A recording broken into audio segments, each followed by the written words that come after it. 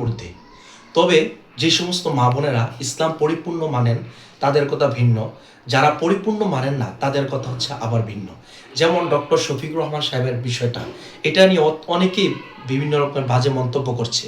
আমি আপনাদেরকে বলতে চাই, একটা এক্সাম্পল দিতে চাই।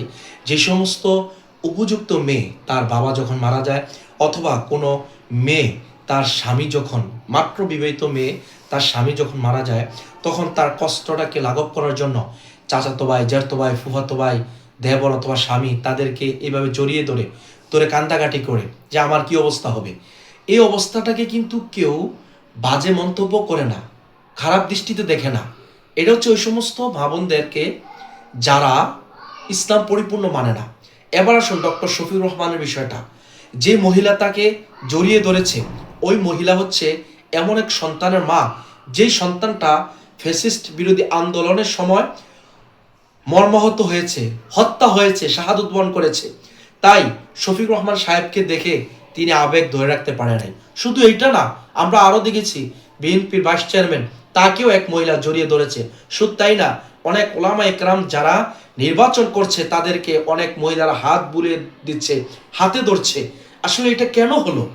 ইসলাম সবার ঊর্ধ্বে, শরীয়ত সবার ঊর্ধ্বে, কিন্তু আপনি যদি মানবতার কাজে বাইর হন, জনগণের প্রতিনিধিত্ব করতে চান, তাইলে আপনি ইসলামকে এত প্রায়োরিটি দিতে পারবেন না।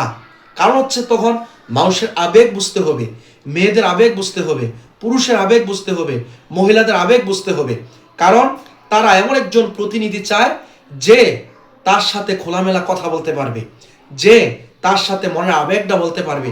এখন যদি আপনি ইসলাম পরিপূর্ণ মানতে গিয়ে আপনি খানকায় বসে থাকেন, অথবা কোনো জনগণের সাথে আপনি ওইভাবে ফ্রিলিভাবে কথা না বলেন, তাহলে কিন্তু জনগণ আপনাকে প্রতিনিধি বানাবে না।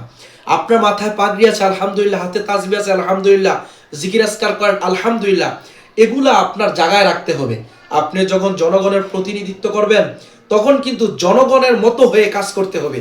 অন্যথায় আপনি এমপিতে দাঁড়াইলেও ভালো রেজাল্ট করতে পারবেন না, অথবা জনগণের প্রতিনিধিত্ব করার জন্য আসলেও ভালো কিছু করতে পারবেন না।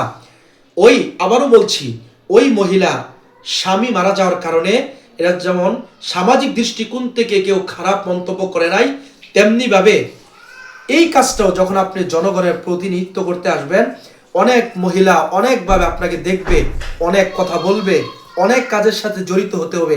এইটাও সামাজিক দৃষ্টিকোণ থেকে বিবেচনা করতে হবে।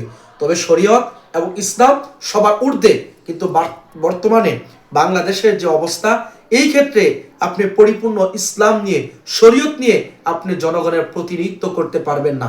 জনগণের প্রতিনিধিত্ব করতে হলে তাহলে সামাজিক দৃষ্টিকোণ থেকে যেভাবে এগিয়ে যাওয়া উচিত, ওইভাবে আগাইতে হবে। আসসালামু আলাইকুম রহমতুল্লাহ।